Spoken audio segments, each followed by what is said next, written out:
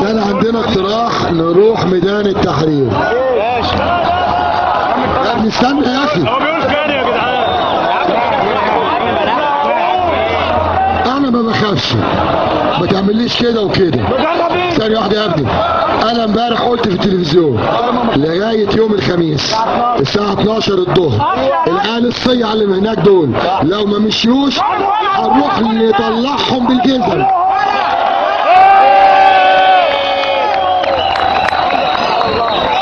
واحنا قاعدين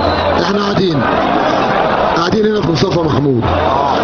عايز اقول لكم يا جماعه، في اسيوط وبني سويف واسكندريه مصر طلعت كلها، الناس كانت نايمه مش حاسه بقيمه الراجل اللي كان معاها.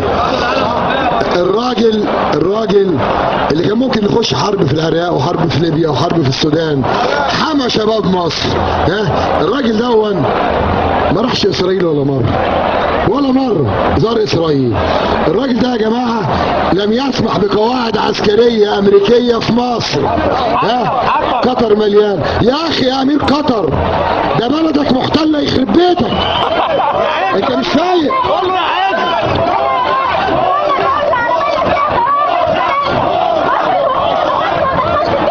احنا يا جماعة هنقعد مش هنتحرك من هنا، وبالليل هنزيد،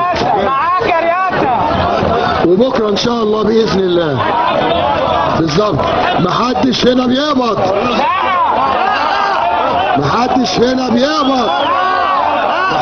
هنا عميل. الراجل المحترم لما قال امبارح بكبرياء، شفت وقفته كان كلها كبرياء. تقوم البت الصايعه والمحامي الصايع بتاع الاخوان المسلمين، اسمه المحامي الصايع، الواد المحامي الصايع، يطلع اسمه عصام سلطان. على فكره عايز اقول لك حاجه، عصام سلطان ده كان محامي شبير وكسبته، يعني ده محامي على قده، ده على قده محامي على قده. بس عيب يا جماعه ان عمر سليمان يتعين بعد 5 دقايق يقول لك ايه الشعب المصري رافضه. هو انت وحياة امك كنت عملت مقياس للشعب المصري؟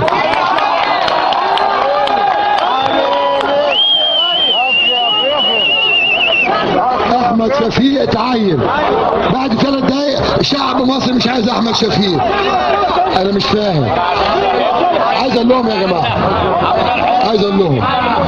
والله العظيم احنا قدام طريقين، يا خراب ودمار يا عمار.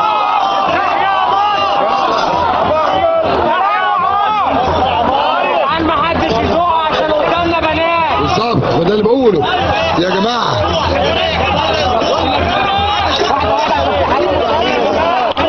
يا عم البرادة ده سكران على طول، ده راجل مجنون، سيبك منه.